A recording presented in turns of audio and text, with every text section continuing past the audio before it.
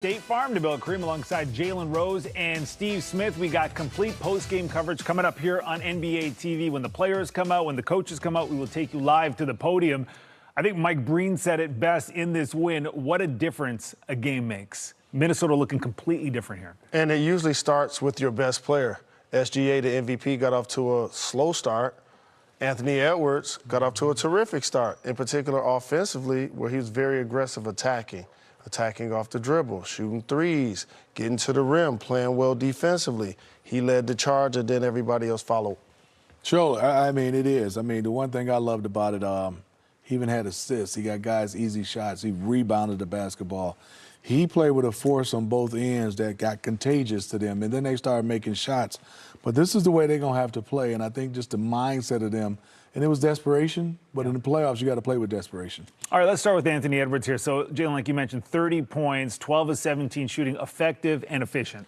Absolutely. Let's show him how he was getting towards his shots. And when you're a great player, you have the responsibility of being very disciplined because you know that you could take a shot at any time, but it's more important to get your shot. And that's what he did right there. You can see the patience getting to the free throw line. Here, on the possession, Julius Randle starts the offense. Anthony Edwards gets into a one-on-one. And look how he goes around basically the whole team. Watch this, 1, 2, 3, 4. And with the sweet reverse and the layup, that's not settling. And that's for the guy who led the league in three-pointers made. Here you see Rudy Gobert setting the pick up top. And you know he could do that great height on his jump shot. Elevation, knocks it down. Here he's playing off the ball. It's really good when your best player doesn't always need to be ball dominant. Anthony Edwards in this situation, that's just a heat check. And once he's got shots like that going, it's going to be a long night for the opponent. You know, we talked so much about OKC's defense through the first two games, Smitty. But Minnesota, listen, they can play some defense, and they showed it in this one. They have. I mean, throughout these last two seasons, they've been a pretty good defensive team. But I thought in those first two games, they were basically lackadaisical. But then in this game, it seemed like their pickup points was huge, their traps, and they were OKC. They were handsy. Here's Rudy Gobert. Okay, big Rudy, getting the basketball to Ant-Man. He drove this one. Probably thought he got fouled on that one. That was a bucket. Next play, as you can see, a great contest. Ball is loose, and there's Ant-Man going through guys to get the basketball and finish. This gets your team going, the fans going, and you need fans to get going. This play I really love. He just ran through Lou Dort. He was the more aggressive. Usually Lou Dort and Caruso has put pressure on him. He put pressure on them defensively. And I love this last one. As you watch the Timberwolves right here, this is a young guy, Terrence Shannon, being able to get down, dig down. He gets the ball, and I'm attack. You're definitely going to have guys like Shannon play a little bit more because of, I think, it's his aggressive mindset. They got to stay playing where they're attacking, up to the ball, touch, and being handsy. He had 15 points in 13 minutes. He's that kind of player. Yeah, he was great in this game. Shai Gilgeous-Alexander on the other side of things, 4 of 13 in this game, 14 points. But, Jalen, what really stands out to me, just 4 free throw attempts in this game. They played without fouling, and that's what the opponent and the fans of the other team have been asking the refs to do. Allow us to play SGA, the MVP, without fouling. But it's one thing to talk about it. It's another thing to execute it. And they did a really good job of that. And it's very tough to do because that's what great offensive players do, right? They understand how to draw contact to get shots for themselves and or get themselves to the free throw line. But his timing seemed a little bit off. You see him miss a couple of layups that he doesn't normally miss. You saw him jump in the air once or twice and try to pass the basketball when he should have shot the basketball in points that he normally would take a shot. So they did a good job of disrupting him, which we haven't really seen throughout this playoff. He finished again with 14 points in this game. That's a low for him in the regular season and in the playoffs. But right from the get-go, it just felt like we were talking about OKC just felt off right from the get-go. Yeah, they did. I mean, they weren't the aggressor. Defensively, usually when they're not shooting it well, they set the tone defensively. I mean, I think they came in and obviously was a little bit hesitant, didn't understand the magnitude of how hard Minnesota was going to play. But, you know, it is home court advantage for OKC. They took care of business. Now Minnesota saying we'll take care of business. We talked about it. It's not the losses, it's how you lost. Right. Let's see where they can go from this mental blowout from OKC. 143-101 the final. Let's hear from Chris Finch, who's now at the podium.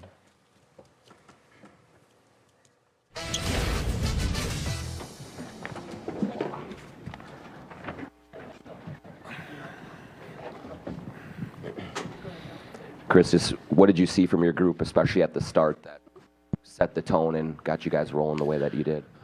Our defense was good, was on point. Certainly, we're able to kind of get out and play faster than we have been playing through the first 2 games of the series. Get some turnovers and some, emotional momentum plays early on, kind of get us going. So, what led to the Terrence decision, and just what do you think about the lift that he gave you? I mean, it was awesome. Came in. I've been wrestling with getting another guy in the rotation. We played Jalen a little bit the other day. I just, a guy who can stretch the floor in transition. He's a downhill player. Got a good body. Physicality. We needed some physicality out there. Just kind of a different type of player than we have in other positions. So, we kind of knew coming into the game that we were going to get to him. Ant obviously scored a lot in the first, but his defensive tenacity, the way he attacked the glass, just what did you think of the tone he seemed to set for the entire team? Yeah, I mean, that's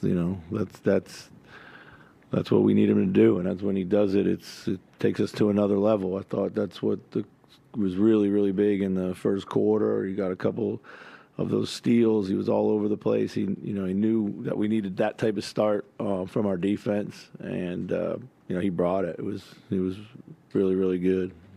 Coach, with the way that Terrence played and the fact that he had big minutes for you, can we see him play a bit more going forward? What could his role look like in Game 4? Well, you're definitely going to see him more. You got to – first thing is to be good in this league, you got to keep doing what you've already just done. So we just want to see more of the same, but we know either way, whether the shots go in or he scores or doesn't score, he's going to bring energy and competitiveness. That's what we really love about him. So, yeah. Coach, talk about Nasri getting back strong today. Yeah, it was good for Nas to see some threes drop for him. I thought he played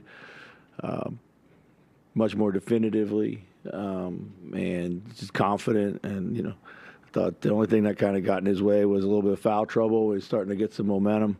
But, he's been so important to us, and we need him. And, I thought he gave us another kind of gear, too, out there. So. Chris, they came out of halftime, an 11-2 run, and you guys called a timeout and then went 20-4 back. What was the key in that timeout to kind of reground, refocus things? Just to,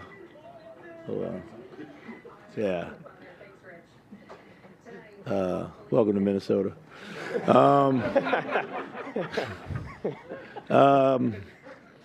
What was the question? In the spirit of refocusing out of that, what was the key of refocusing out of halftime? Oh, the timeout. Yeah, I mean, that was just it. It was refocus. We've had second half starts like that before when we've played really well in the first half. I just thought we were a little sloppy with our passing, a little loose with our defense. These guys came back from, 30-plus against Memphis. Just in this playoffs recently, they're an outstanding team. They're not going to quit. So we started giving up threes, which we didn't want to do at that point in time, and then we had an and one. So it was just like a combination of the guys really refocused, came out and not just got back in the game, but grew the lead from beyond what it was at half. So all credit to those guys. So. Even in the stretches where you played well in the first 2 games, you didn't kind of reach maybe this level where you just kind of thrashed them. Is there something psychologically for this team at this moment in the series that now you can accomplish this against this team?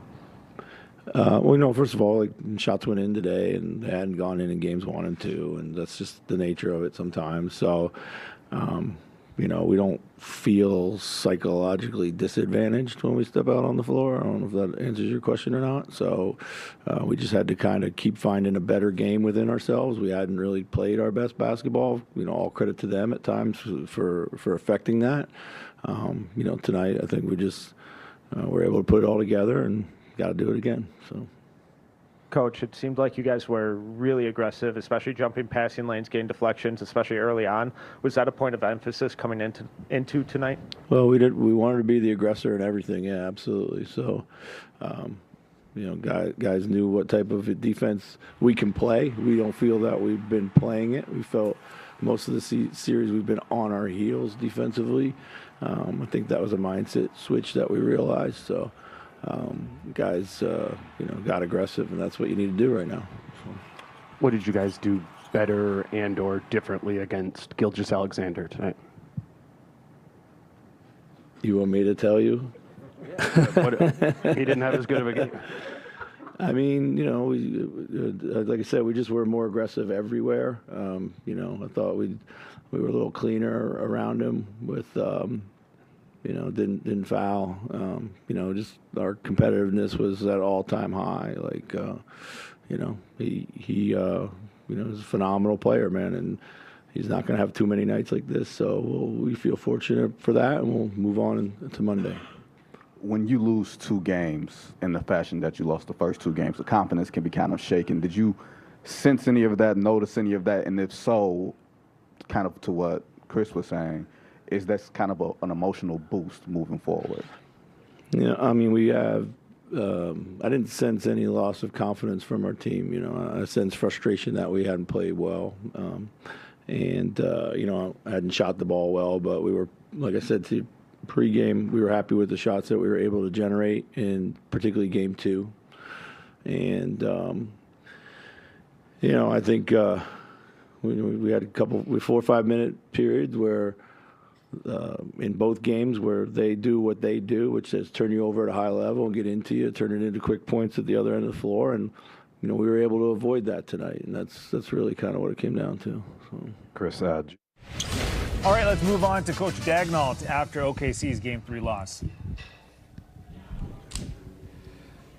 Mark, the start of this game, did you feel like it was more energy on their part versus your part, or an execution thing, or maybe a combination of the two that just you all didn't get off to the start that you wanted to? Yeah, certainly a combination. Credit them, first of all. They were ready to play, and they did everything better than us from the jump tonight. So dug ourselves a hole. Thought we tried to drum it up a couple different times, but they did a good job of holding us off as well. So we can learn from it. Obviously not our best punch, but again, tip our hat to them for going and getting the game the way they did. Mark, you guys have scored almost at will, it feels like, in the paint this series. Why do you think that changed tonight? I'm not sure. I mean, we'll go back and look at it. It was a combination of things. I thought their defensive pressure and physicality definitely stood out early, and they were definitely throwing the first punch in the game. That had a lot to do with it.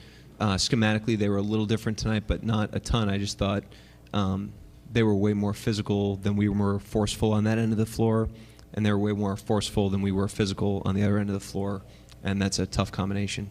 And this ended up being the biggest deficit of your season, but like, you were down 31 in the Memphis series. Obviously, you turned that game around. What felt different about this game that maybe led to the fact that you guys never really, bid into that lead? I can't hear you. I'm sorry. Yeah, sorry. I don't know if this mic's Go ahead, even working. Yeah.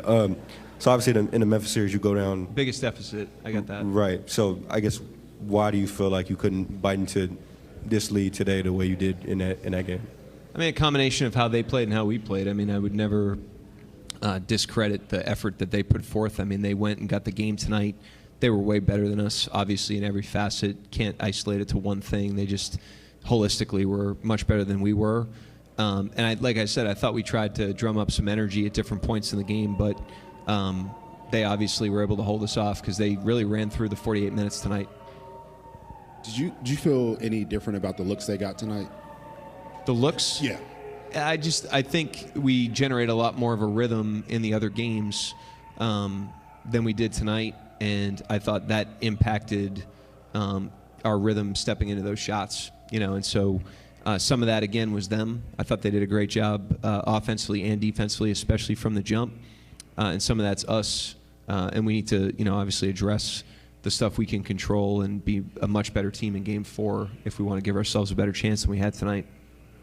Mark, were there some signs early in this one that were sort of concerning as far as effort or just intensity matching their physicality, anything like that? I mean, obviously they threw the first punch, but we've been so good all season at being able to take a punch and bounce back, take a punch and turn the game, amp up our whatever we need. And that wasn't the case as much tonight, but it's not like early, I was overly concerned. It's a 48-minute game, and we've been a team that's typically kept coming, but they just, give them credit. They kept their foot on the gas tonight, and we were just never able to give ourselves any traction in the game. I think I know the answer to this one, but confident you guys can just put this one behind you. It's been, who we are generally. We know the ebbs and flows of a playoff series.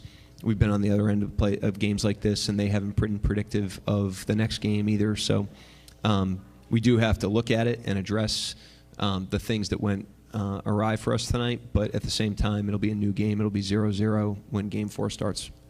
Mark, some of the things that you guys typically do to teams with pressure, bumping people off of cuts, getting over screens, not allowing to be screened. Minnesota displays some of those same traits tonight. Were you guys bothered by that a little bit, or how do you kind of counter that a little bit going forward as we go into Game 4? Yeah, they're a good team, that's played very well for a long time now, and they have a lot of pride. And they probably felt like they left something on the table in terms of how they played in the first two games. And to their credit, they addressed that, and they were ready to go tonight. So like I said, it's a series. Every game's different. Every series is different. You have to grow through the series, and you got to grow through the things you do well, and you got to grow through the adversities as well. And we've got experience doing that, and we have to apply that right now. Jalen Williams seemed to really unlock his offense these first two games in the series. What did you see differently in this game tonight? I mean, it's not just him. I think generally they were just much more physical, much sharper, executed better, more forceful on offense. I mean, for the score to be what it was, they needed to be really good in a lot of areas and outplay us in a lot of areas, and that's what they did. So, again, give them credit. We lose a game like that, it's not just one team. They really took it to us, and we're ready to play. We got to learn a lesson from it. They're going to come out and try to replicate that in Game 4. Why do you think Ant was able to seize control of the game the way he did basically from the opening tip? Yeah, we just weren't able to bottle him up the way that we have the first couple games. Credit them for freeing him up. Credit him for the energy and the force that he played with. He was really on it early. And again, their force on that end of the floor just was better than our physicality, pressure, things that we typically do well. So we'll look at it. We'll, separate out what was, just pure physicality and energy and what was execution. We'll address it and be a better team Game 4. That's what we have to do. Mark, you mentioned some of the schematic things. How did it sort of impact you guys offensively with them sort of picking up Shea at a lower point? Say that one more time. How they were picking up Shea just lower. They weren't picking up as high. Yeah, I thought they definitely wound that back a little bit, which is an adjustment that other teams have made. I mean, we're used to him getting picked up high, getting picked up low. We have different attacks for that. They did a good job tonight, overall with their execution of the plan, the physicality in the scoring area, creating a crowd. Certainly things we could have done better to try to loosen that up, but they were the better team on both ends tonight. Went away from the double big lineup in the second half. Was that just trying to throw a different look at them? Yeah, just trying to get, a little more fluidity on the floor and loosen them up. It was effective in the first couple minutes. We made a nice run. We got it to 22, which for where we were was way more manageable than we had been in a while in that game. But, just obviously I threw different guys out there tonight. I'm a big believer when the game's going like that, you just give a lot of guys opportunity to give you a spark, and that's what I was trying to do. It's a similar thing with AJ. Went with him a little early-ish. Did you like what you saw from him tonight? Yeah, I mean, it's hard to evaluate him. He hasn't played a ton in these playoffs. He obviously was injured for a long time, but he established a good little track record, early in his rookie season. He has utility. There's things he brings to the table. I thought maybe his ball handling could have helped us in that part of the game, but at the same time, it's would be unfair to evaluate him in a 3-minute stretch. Mark, this is a little silly. It feels arbitrary, but fans like to say that a home team is bound to shoot better in their own gym. Like, I just wonder, is that something you're mindful of? Is that something you have to coach against? I think generally, players, are going to play more comfortable at home, in terms of all the stuff that puts the wind at your back with energy and effort, confidence, and force. And we knew with them coming home down 0-2 that they were going to bring those things tonight, and they did.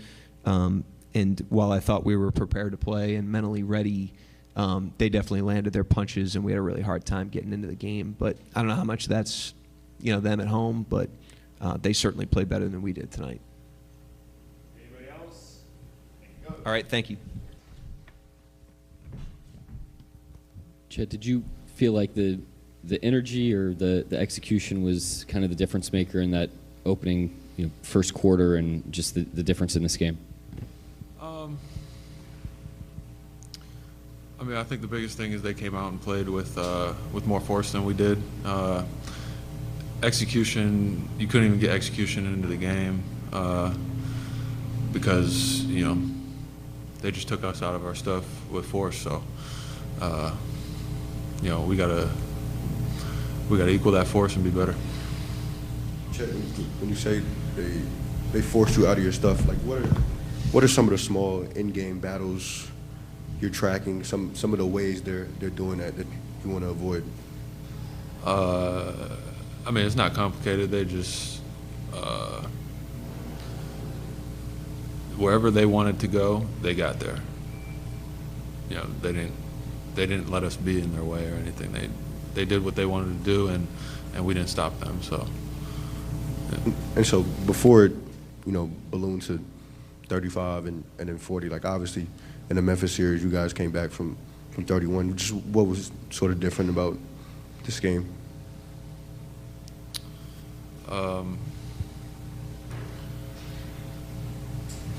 I'd say they're a really good team. They're in the Western Conference Finals for a reason. They played with more of an edge tonight than we did, and it showed. I'd say that's the difference. It's not like an X's and O's thing or anything complicated.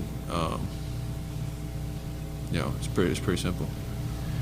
First couple games, you guys made it really tough on Ant to get any kind of a rhythm going. Why do you think he was able to really take control of this one from the opening tip? I'd just say you got to give him credit as a good player. He's gonna watch the film, make adjustments, and see where the cracks are for him to insert himself in the game. We made it tough on him the first two games, and credit to him and their team and their coaching staff for figuring out ways to make it different for Game 3. It's not anything unexpected. We didn't expect them to just kind of hand us the game or anything, and we have to do the exact same thing they did. We have to go back and watch and see why what they did worked, and then figure out how to counter that. Okay, let's check in with Shai Gilgeous-Alexander, who's just sitting down.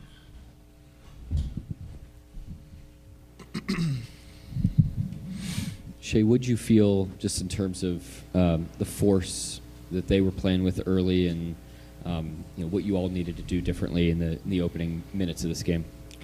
Yeah, we just didn't bring it from an energy and focus standpoint. To sum it up, we just didn't have it. They obviously had it with the sense of urgency, knowing like if they go down 3-0, it's going to be pretty tough. And we just, what it felt like, just eased into the game, and they didn't, and they blitzed us pretty early, and then we were never able to get back because of it. But they just came out with a sense of urgency, and we didn't. And on top of that, when you play a really good team, it looks like that. So we got to come out with a sense of urgency, and then see where the game lays. Was there a play or a sequence that you saw and thought like, okay, things are probably starting to get out of hand? We just turned the ball over early. They had offensive rebounds early, like a free throw block out I missed, and then I was offensive rebound. Just energy plays and little plays, like loose balls, stuff like that adds up, especially early in the game. And then they're at home, their crowd's behind it. Then they get comfortable. they're up 15 and they're open and they're making shots, and now it's 22. Like it's all a trickle effect, but it starts with like just playing with energy and being focused, and we didn't have that tonight. Along similar lines, Chet was just in here saying that Minnesota played with an edge that you guys just didn't match. Why do you think that is that you guys didn't match that edge? Yeah, I'm not sure. I'm not sure. The same thing kind of happened in the Memphis series. We came out in Memphis and they blitzed us. I'm not sure. I guess both situations we were up 2-0 going into Game 3, and we went on the road and they blitzed us. But we don't try to go out like that, I promise you. But whatever it is, we got to figure out if we want to, reach our ultimate goals. But that's what the days in between are for, to get better. Shea, we've seen you have, the occasional off shooting night. This felt like it was really tough for you to generate looks. What was different from the first couple games in terms of you being able to get looks and to get any kind of rhythm? I think it starts with I honestly feel like they were obviously heavy on the shell, like they always are. We got some pretty good looks early in the game from 3, and they didn't fall. And then a big part of it is we were taking the ball out the net for the majority of the game. So they get back and get to set their defense. And I don't care who you are in the NBA, against a good defense, it's hard to score when they're set. And in the past 2 games, it hasn't been that. We've been able to get stops and run and play. And like I said, when you take the ball out of the net every time down, it's tough regardless. So I think that was part of the problem was our defense into our offense. And then, with Ant, you guys obviously made it tougher in the first couple games. Mm-hmm. He dominated from the jump tonight. What'd you see from him that allowed him to get in such a groove? Yeah, he got some early ones, like turnovers, fast breaks. He got some early ones easy. And with good players, you can't let them get comfortable early. It looks like that. So, yeah, we got to be ready from the jump. That goes back to the sense of urgency and the focus on the game plan and what he's trying to do out there and what they're trying to do offensively. Shay, for so much of this season, you guys have been, able to, bump people and, get people out of their offense and blitz people. And, to have that same thing done to you tonight, was that startling to you guys, or is it something that you guys just have to figure out how to deal with and go and watch the film, tomorrow and head into Monday? I wouldn't say it was startling. It just it happens. You're never going to be perfect in life in a long season.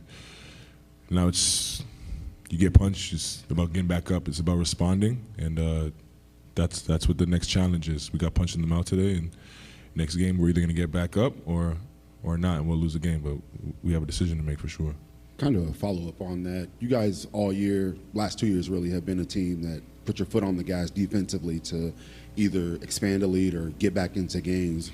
Why'd you feel like that wasn't working tonight? They got too comfortable, and they were playing with a desperate mindset, knowing where the series was laying. And then you give good players comfort in their building with their home crowd behind them. It's in a moment like this in the Western Conference Finals, it's hard to turn the water off. So yeah, that's what that was. Anybody else? Here we go, Mike. Last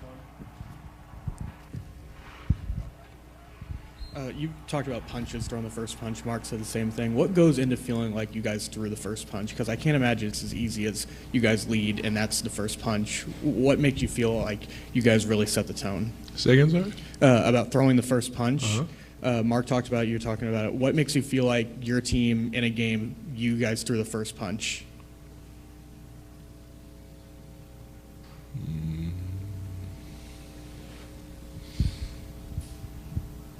It usually starts with game plan stuff.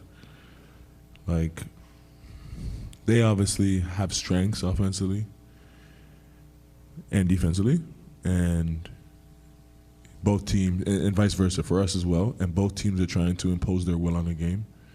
And the team that imposes their will more and earlier usually throws the first punch. So it's the same thing on both sides of the ball.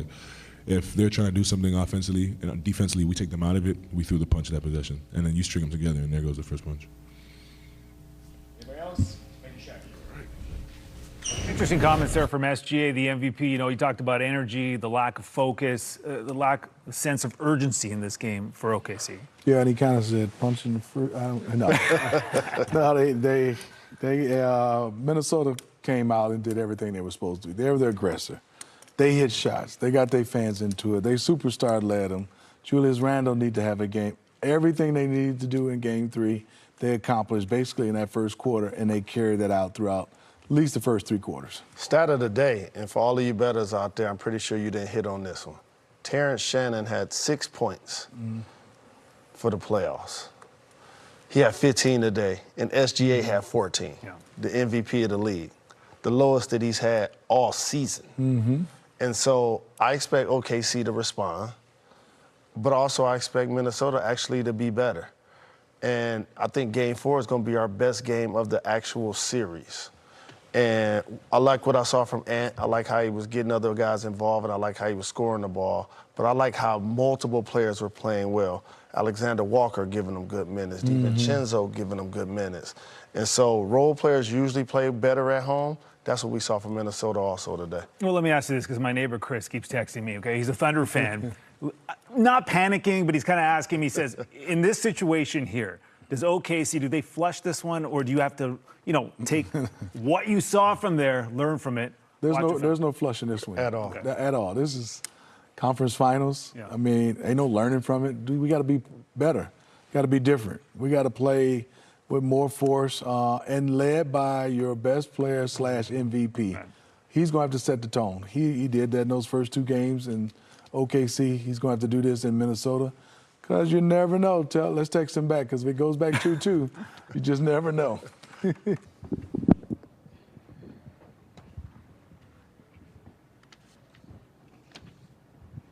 Julius, just what did you sense different tonight, especially in the first quarter, that really allowed you guys to set the tone that you did and get on top of them? I mean, obviously we got off to a great start. Didn't turn the ball over, limited their runs. But I just think we came with the right intensity on the defensive end and sustained it, you know, for pretty much a full 48 minutes. And what did you think about the lift that TJ gave you coming in? Huge for what he was able. We knew that we would need him this series, and you know, Coach obviously has a lot of trust in him. So for him to be ready for his moment and come in and give us the lift he did, he brought a lot of energy to the game, intensity. He was just a huge boost for our team today. So super happy for him. Julius, huge bounce back game. Coach Finch said he talked to you earlier. Just wanted to kind of get your thoughts on, you know, the conversation you guys had, but then also what you saw out there tonight that was different from Game 2. I mean, me and Finch been, you know, through all the ups and downs this season. He knows who I am. I know who he is. Me as a competitor, obviously I want to play and do anything I can to help our team win. And I know he trusts me to do that, you know, and I also know I trust him to do what's best for the team at all times. I know he doesn't have any ill intent.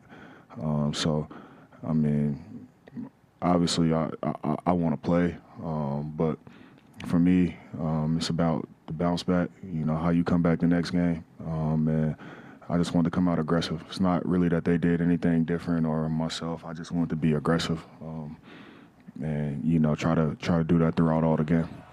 Julius, in Game 2, 6 points. Obviously, you got benched in that fourth quarter, but you bounced back in a big way here with 24 altogether. What can you say about your mindset coming into this game and how that was able to help you perform the way you did? Yeah, I just wanted to be aggressive. I think that was just really what it was from the start. I just wanted to be aggressive.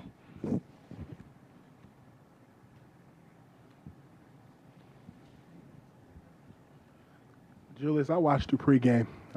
You were all over the floor while you were listening to Young Jeezy. was that in the game plan? Was that somebody else's mix? Tell me. Walk me through that. I mean, shout out Flight. We all, you know, will come with suggestions of what we want to listen to. Me, usually I'm like, but you know, and I think C. Hines won the future, but It was a Jeezy kind of day, and I actually liked that. I like that. I needed some Jeezy to get me going today, so yeah, it put me in the right mindset. If I could follow up on that, what was the difference, I guess, musically between games 1 and 2 and then game 3? What was the difference in playlist, and what got you so lifted in game 3? I just know I had to get it out the mud. So, he put on Jeezy, and it just got my mind right. So, yeah, I mean, it really don't matter. I just knew I had to come out with the right mindset and just be aggressive. Yeah, shout out Flight. He got me going.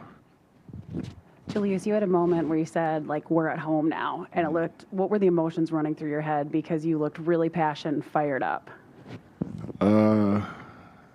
I just really wanted to feed off the energy from the crowd. Obviously, I love being home, but it don't matter where we at. I'm going to try to approach the game the same way. But I mean, the crowd, the home energy, it had me going today. It gave me a lot of juice, and I just wanted to feed off of that energy. I know our team feeds off of it, so I was just having fun out there.